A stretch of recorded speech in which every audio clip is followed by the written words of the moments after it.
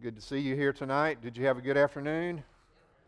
All right. In our journey through the book of Revelation, the apocalypse of John actually should be called the apocalypse of Jesus. It's given from Jesus to John to the churches.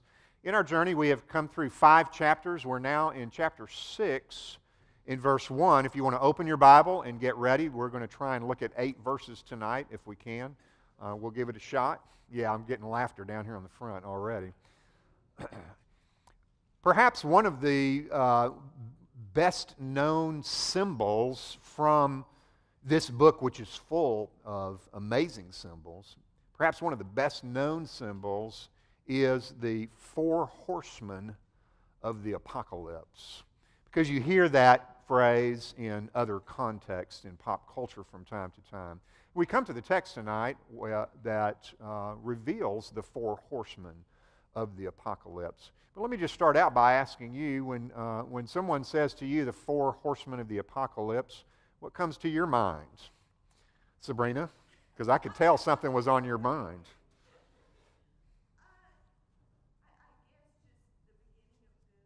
The beginning of doom.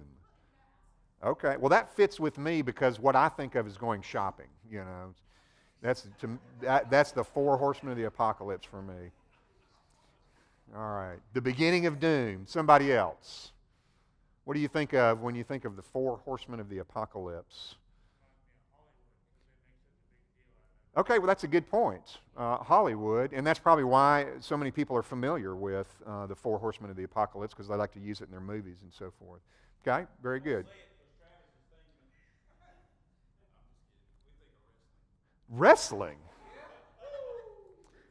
Okay. Yes. I'm completely out.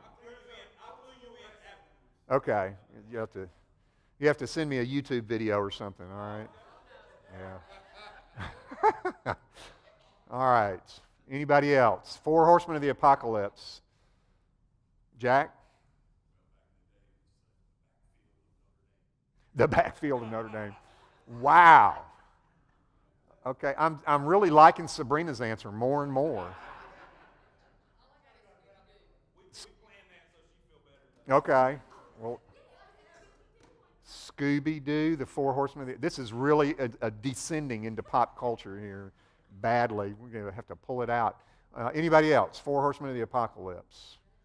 Judgment, okay. The beginning of, what did you say? Beginning of disaster? Of doom, yeah. Okay, the beginning of doom, judgments, absolutely. All right, well, let's take a look at these 4 horsemen of the apocalypse.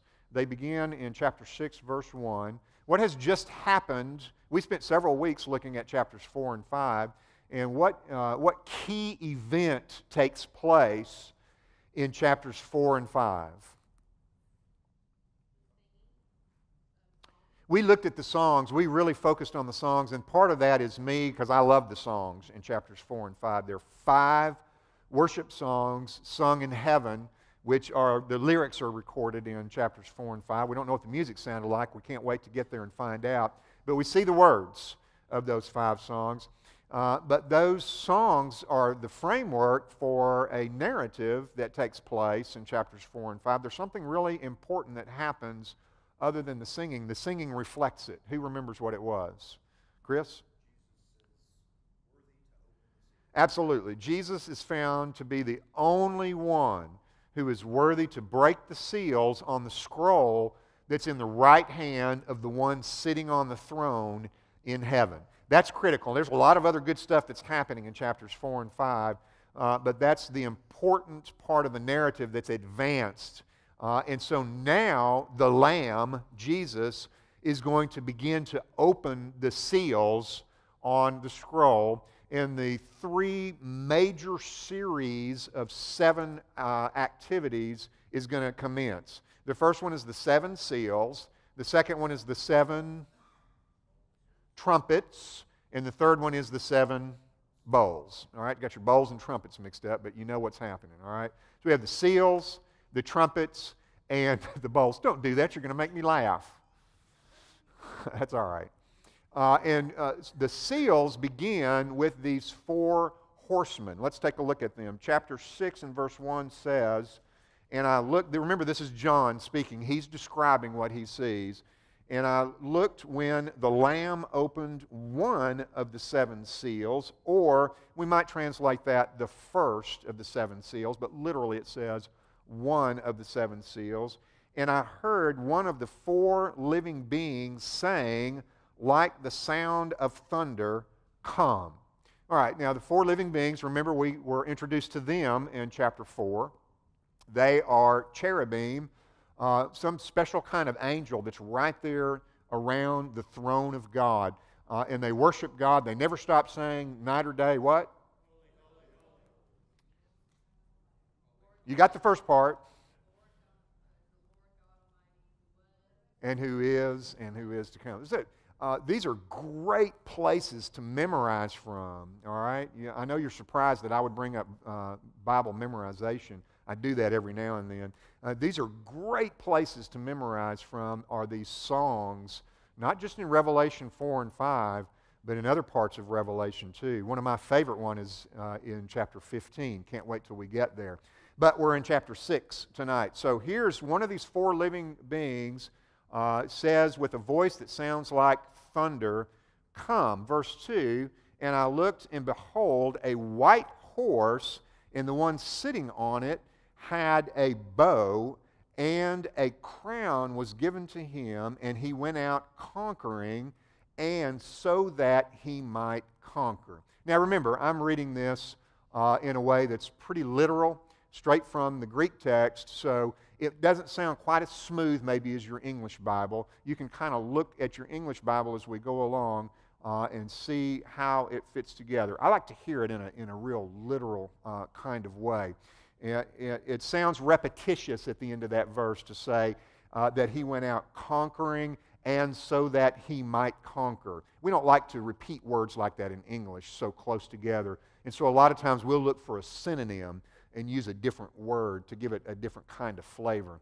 But it didn't bother them for emphasis to use the same word or a different form of the same root word very close together. And actually that comes from Hebrew, because they like to do the same thing. They emphasize things by using the same word. In fact, the song that we just talked about that the four living creatures sing starts out with a triple repetition, right? Holy, holy, holy. That was their way of saying holiest, because they didn't have a form for the superlative. So here is this first rider. Let's just look at the other ones before we talk about any of them so that we kind of have all of them in mind. Verse 3, and when he, the Lamb, opened the second seal, I heard the second living being say, come, and another horse went out, fiery red, and the one sitting on it, it was given to him to take peace from the earth, and so that they might slay one another, and it was given to him a great sword. So here's our second one. We've got a white horse with somebody sitting on him. He's got a bow. He goes out to conquer. Now we have this fiery red horse. He's given a sword, and he takes peace from the earth. Verse 5, and when he opened the third seal, I heard the third living being saying, come, and I looked, and behold, a black horse, and the one sitting on him having a scale in his hands, or a balance, and I heard something like a voice in the midst of the four living beings saying, a koinix, literally is what it says, but your version may say quart, close enough, a quart of wheat for a day's pay, which would be a denarius, a quart of wheat for a denarius, or a day's pay, and 3 quarts of barley for a denarius, and the oil and the wine do not harm. That's all we get from that horse. Verse 7, and when he opened the fourth seal, I heard a voice of the fourth living being say, come. And I looked, and behold, a pale horse, or it may be called something else. It's chloros. It's actually the word for yellow-green, which, if you're talking about grass, is okay, but when you're talking about people or horses, it's an odd color. It's sort of a color of death, which would go along with this horse, because look what it goes on and says, and the one who sits over him, there's a slight change in the language there. It may or may not be reflected in your English translation. Instead of epi, the horse, he's epano, the horse. Instead of upon the horse, he's over the horse. And his name is Death, and Hades follows after him, and it was given to them authority over a fourth of the earth to kill by sword and by famine and by, literally, the word death occurs again here, thanatos. But since death has already occurred, and this word thanatos can also be used for pestilence, it seems to fit the context, and so most of our English translations here use something like pestilence. By pestilence and by the wild beasts of the earth. Okay, so here are our 4 horsemen of the apocalypse. What should we think about these? First thing that I'd like for you to notice is the transition from heaven to earth, because the 4 horsemen of the apocalypse are engaged in activity that's on earth. And as we go through the book of Revelation, it's helpful to remind ourselves what perspective we're seeing, because the book transitions back and forth from heaven to earth, heaven to earth. Usually in heaven, we get a song every time we go. There are other things happen as well, but a lot of times we get a song of praise. Then we go to earth. And in the book of Revelation, when we go to earth, usually there are judgments taking place, because this is outlining what most people would consider to be the Great Tribulation. Although, when you're reading the book of Revelation, there's always somebody who's going to disagree with your interpretation of it, because people are all over the map on this thing. So we've transitioned here from heaven to earth, from worship in heaven to things not going so well on earth. Think back to the end of chapter 4. What was distinctive about what was happening at the end of chapter 4? Excuse me, end of chapter 5. I'm sorry. I think of 4 and 5 as one unit. We're transitioning from chapter 5 to chapter 6. What was happening at the end of chapter 5 that was special?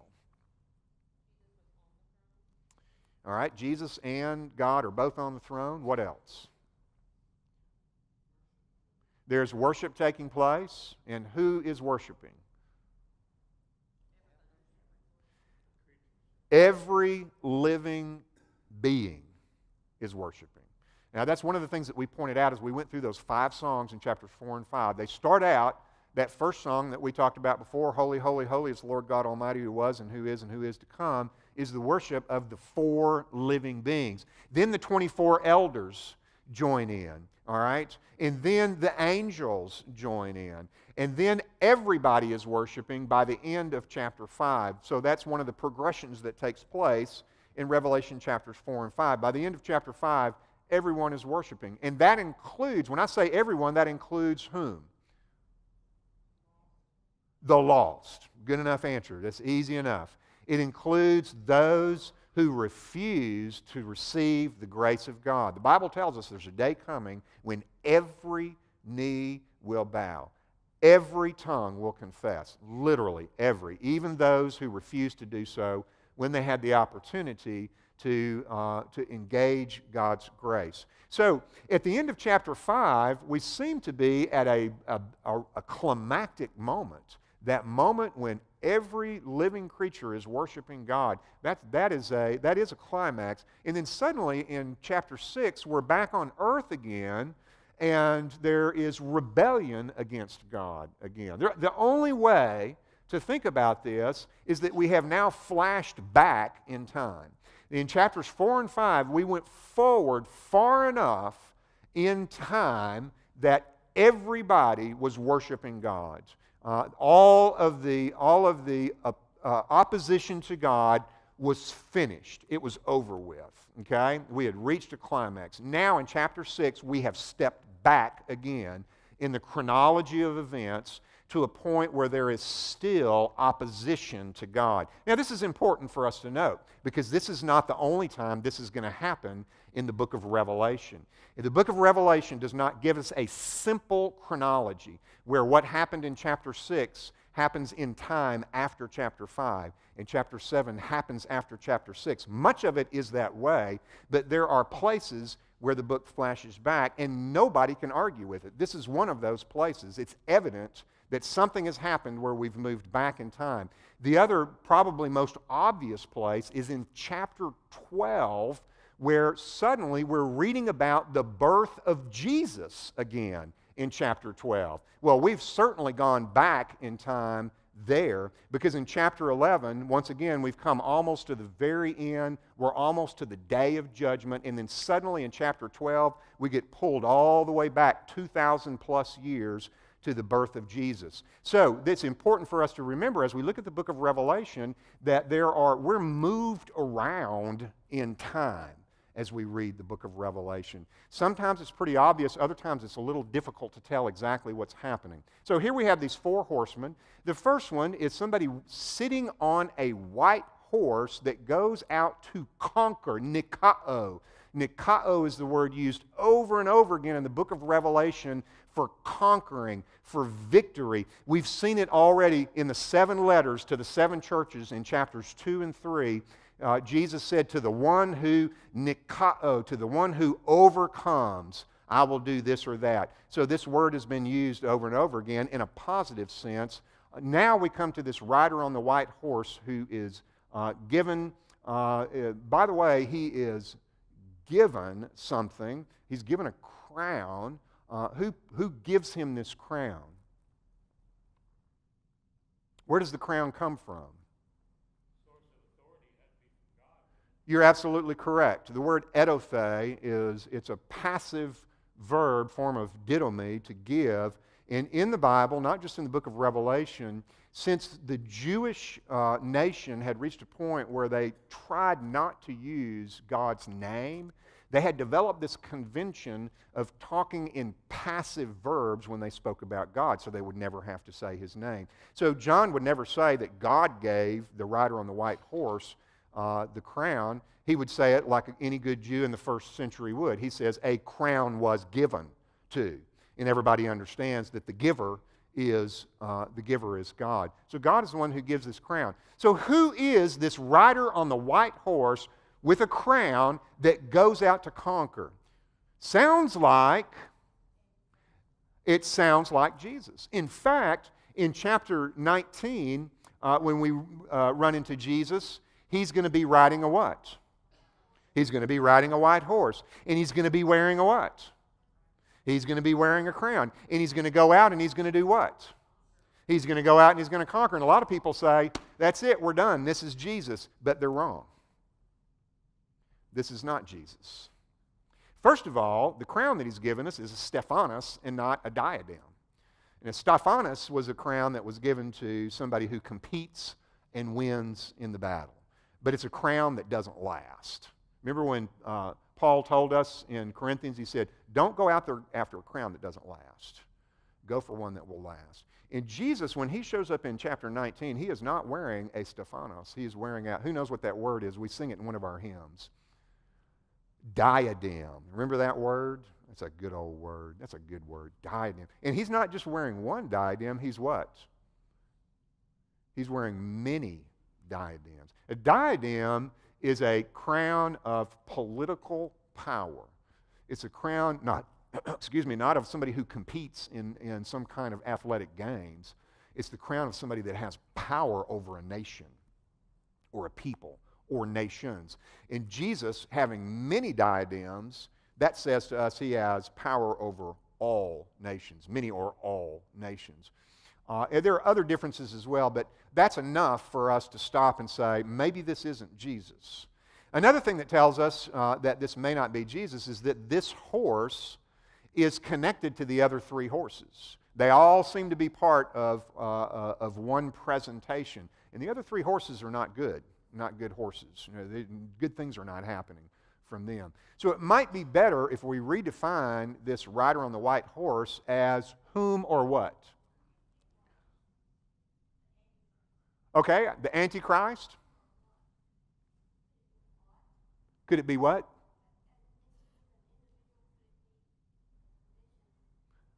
Could it be a condition instead of an individual?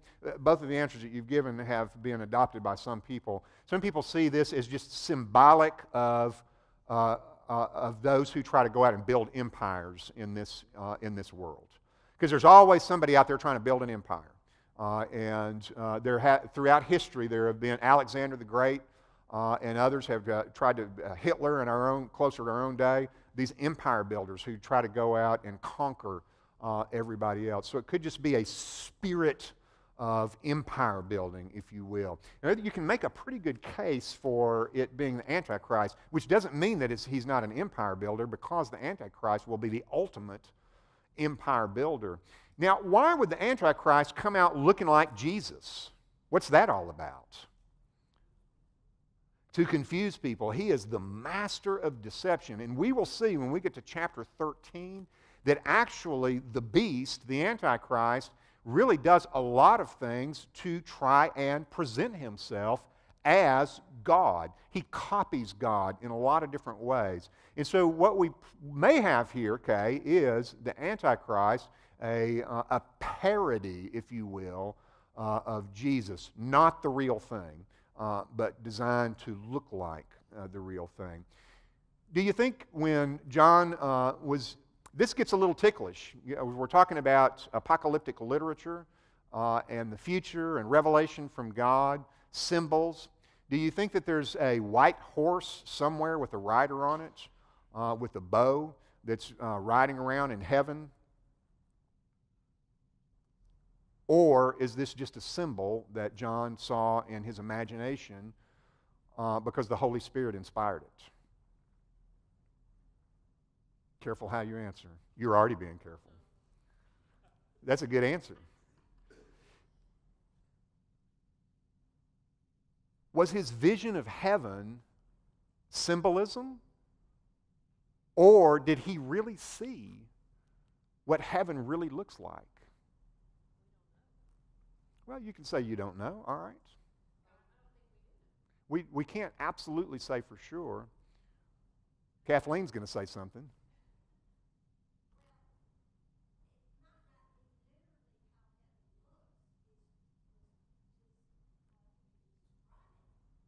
The best he could do with human language. Okay, a little both. Just try to make friends with both sides of the argument. Okay. I'll give you my opinion. I believe what he saw in heaven was real, that he really saw what heaven is. And he did the best that he could, like you said, with the language that he had to describe it. Now, whether or not there's a real white horse somewhere riding around with a rider on it, I don't know. That may just be strictly a symbol, all of these horses. But there could be some literal correlation in the heavenlies, some invisible reality that we don't know about that takes place. What does an angelic conflict look like? Do you believe there are angels in conflict in the heavenly realms? Well, the Bible says that there are spiritual battles taking place. What does that look like? Well, remember, was it Elisha who was surrounded in Dothan, and his servant was all concerned because they were going to be destroyed? What did Elisha do?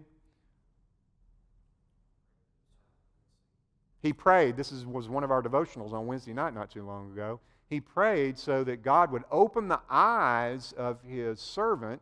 And when he did, the servant saw what? He saw some kind of angelic army. He saw angels with chariots of fire surrounding the human army that surrounded Dothan, that surrounded Elisha. And he wasn't concerned anymore about the human army. Once he saw the angelic army, he said, well, there's nothing to worry about. You know, you think if we could see the angelic army that we would do the same thing? If they're on our side, there's nothing we have to worry about. So, is there a white horse riding across heaven? Well, I don't know. Maybe so. But there's a truth to the symbol. And that's what we want to get at. What is this white horse and his rider telling us? Let's look at the second horse again before we answer that question. Remember the second horse in verse 3, he comes out on a fiery red horse, and the one that's riding him is given to take peace from the earth so that the they is not specified here, they slay each other. Who do you think the they is, by the way?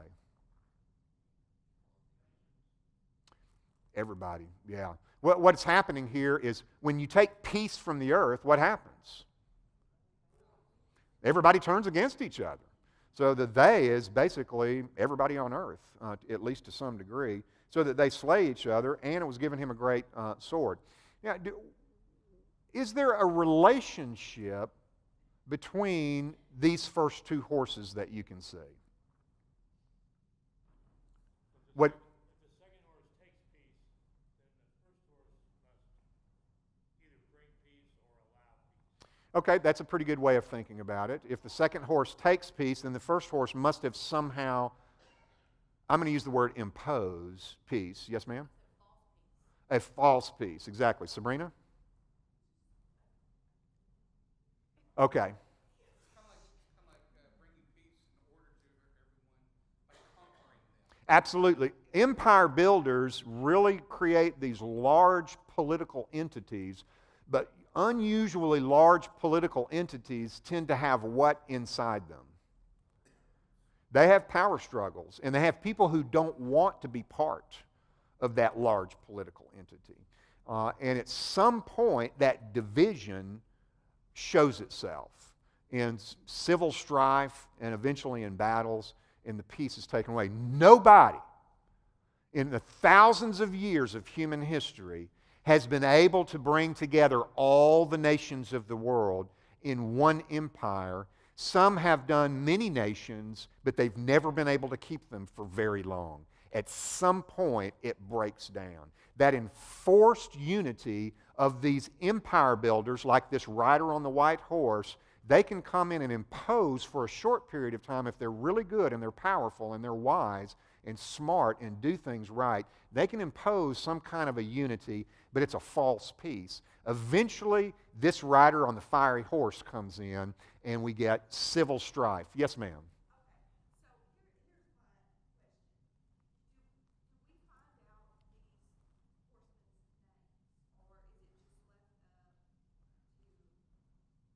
We do not find out their names, no. No, that's true. The fourth one is called Death, which seems like a symbolic name, but the second one would seem to be war. But what do you have to do to build an empire? Which includes war. I've always seen the first rider as a warrior. Because empire builders are warriors. Now, occasionally people are able to build a pretty good-sized empire without a lot of war. Solomon was blessed by God and built. He didn't really build a worldwide empire, though. He impressed the world, but he didn't bring all of those nations under his leadership necessarily. So usually those, and I don't think there's any exception. If there is, and you know about it, you tell me. I don't think there's any exception in human history of empire builders who were able to build an empire without using war. And coercing people into their empire. Carl? Who's that? Well, that one hadn't happened yet. All right. So we have war, and then we have peace coming. We have peace being taken away because of the empire. Look. Let's see if there's a logical progression to the next horse. The next horse in verse 5 and 6 is the black horse, and he has a scale in his hands. And they cry out, a voice cries out from the midst of the four living beings. By the way, what voice is there in the midst of the four living beings? If it's not one of the four living beings, who would it be? It would either have to be the one sitting on the throne of heaven, God the Father, or the Lamb. And why that's not specified, I don't know, but it isn't. But that'll be important here in a moment. And here he starts talking about a court of a quart of wheat for a denarius and all this sort of thing, which is kind of lost on us because we don't use denariuses. But when we go back and look at the economies in the first century, what's happening here is that the amount of food for one person to eat was costing an entire day's wages for a day worker, which was about 8 to 16 times more than it would normally cost. So what we have here is skyrocketing prices. But they don't affect everything, because notice it said, but don't harm the what? Don't harm the oil and the wine. What is oil and wine? Why is that kept separate? Some people think they're luxuries, Kathleen, and you might surmise from the fact that I put the word think in that sentence that maybe that's wrong.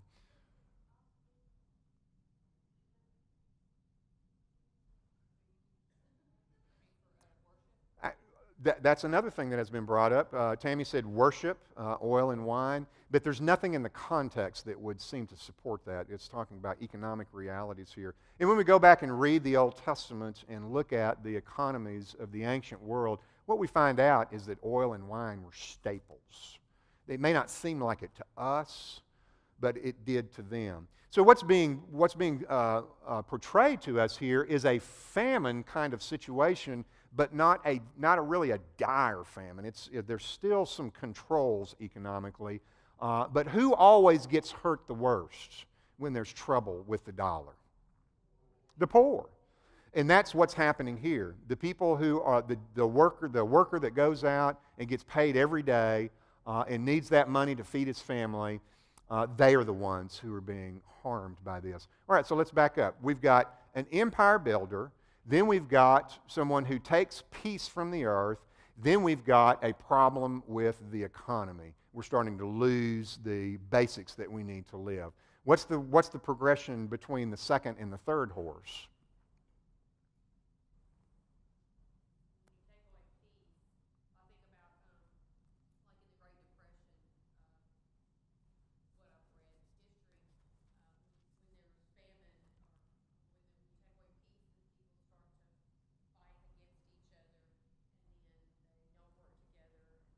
Okay. It's actually even more basic than that, because when you take away peace, when you take away a stable political system, that also brings down the what system? It brings down the economic system. That's all tied together. That's why we want stability in Washington, D.C. If you don't have stability in Washington, D.C., then you don't have stability on Wall Street. And if you don't have stability on Wall Street, then you don't have stability on Main Street. Everybody gets hurt. Okay? We want systems that are predictable, that are stable, that work well from day to day. And when you have an empire builder who comes in and people rebel against the empire builder, and you have civil strife, and peace is taken away, then inevitably the economic system is going to come crashing down as well. And it gets worse. Look at verse 8 for the next horse. This pale horse comes, and who's following him? First of all, his name is Death, and that's not good. And he's being followed by Hades. And what is Hades, by the way? It can be. Hades is a tricky word. It starts out being a Greek word used for Sheol, the Old Testament word of the place of the dead. And remember, in the Old Testament, people didn't know as much about what was going to happen after death as we do, because, praise the Lord, we live this side of Jesus and the cross. So we have a lot of revelation about these kinds of things that they were running without. So they had this word that they used. You know, people all die and they go into the ground and we don't see them anymore. We'll just call that Sheol. We're not real sure exactly what happens. And so that's what they used, was that term. When we come to the New Testament, Hades is often used in that same sense. It's just the place that where all the dead people go. It doesn't depend on whether they were good, bad, righteous, or unrighteous. They all disappear, and we don't see them anymore. We just call it Sheol. We call it Hades. But now with Jesus in this new revelation about heaven and earth and eternal life and the resurrection and so forth being more clear, I'm not saying it's not in the Old Testament, just saying it's not as clear. With it being so much clearer in the New Testament, the language begins to change. Now Hades sometimes is used as Sheol, but sometimes it's used, Karen, as hell, as the place that the unrighteous go to when they die. Yes, sir. In the story of the rich man and Lazarus, isn't it Hades? Yes. That opposed to Abraham? Absolutely, and that's an example of where Hades is used as a synonym for hell. It's not just the place where all the dead go, it's the place where the unrighteous dead go. Nope, it's just the same word, Hades, and that's what's aggravating about it. But we have the word Gehenna, and when Gehenna is used, that's hell. But when Hades is used, we have to look at the context and decide whether it's being specific, as it is in Luke chapter 16, or just being more general. Here, it's a little hard to tell. This may just be the general idea of death, that everyone dies. And here's this rider on the horse, and he brings death. And notice that this whole segment ends with a fourth of people dying. Do you know how many people that would be today? What's the population of Earth right now? We have zoomed past 7 billion, and we are running close to 8 billion. You know, the longer we're on the planet, the faster the population increases in size. That first billion took a long time, thousands of years. Second billion didn't take quite as long, and now they're being added very, very quickly. Let's say we have 8 billion people on the planet. How many people are going to die? That's a lot of folks. That's a lot of, what do you do with 2 billion corpses? It is 5 or 6 times the population of the United States of America. We're talking about things now that are quite ugly. Now, these 4 horsemen sound a lot like something Jesus taught in Matthew chapter 24. It's called the Little Apocalypse. And they being the disciples, asked Jesus, what is the sign of when you're going to come back? And Jesus starts to answer that question. And the first thing he says is what? He does say, like a thief coming in the night in that discourse, but it's not the first thing he says. Don't close your Bible and put it away. We're done with it for now because we're about to go to the table. But here's your reading assignment for next week is to read Matthew chapter 24. Matthew chapter 24. Come back and look at the 4 horsemen of the apocalypse and look at the rest of Revelation chapter 6 at what happens after these 4 horsemen. I want you to read, I want you to see with your own eyes those 2 texts, and then we'll talk about them when we get back together next Sunday night. All right, gentlemen who are going to serve, if you would come forward, let's go ahead and shift gears here, church, and get ready to come to the table. One of the teachings, maybe the most important teaching from the 4 horsemen of the apocalypse, is something that I alluded to just a moment or 2 ago. This word edothe. It was given to them. These things, these terrible things that are happening, which apparently are the beginning of the Great Tribulation, but we'll talk more about that next time. But these terrible things that are happening do not happen apart from God's governance of the universe. Now, this can be a struggle to grasp this. But one thing is very clear in the book of Revelation, and it's that God is on the throne of the universe. And that all the things that happen, even the terrible things that happen, are used by God to advance His kingdom agenda. And so these horsemen do not come out until what? Until a voice close to the throne says what? It's time, come. They can't until God's angels instruct them to come forth. Now, at first, that can be troubling to see that God has his fingerprint, if you will, on these dramatic and sometimes terrible judgments. But we have to remember two things.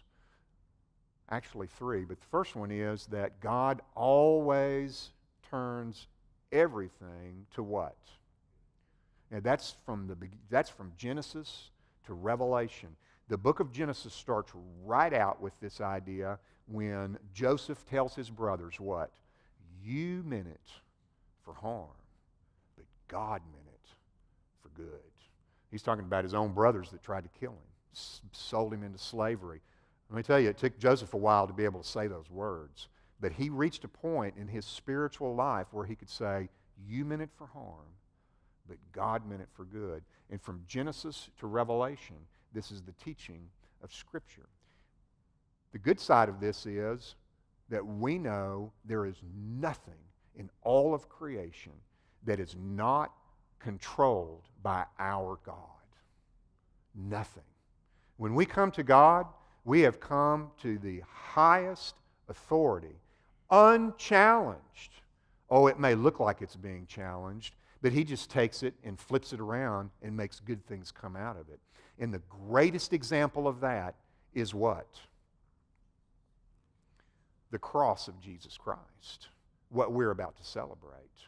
The death of the Son of God, the greatest tragedy in all of history, and yet the greatest triumph in all of history. So let's remember tonight, this tragedy that has become a triumph for us and all of our brothers and sisters in Christ. Would you bow your heads with me for just a moment in prayer?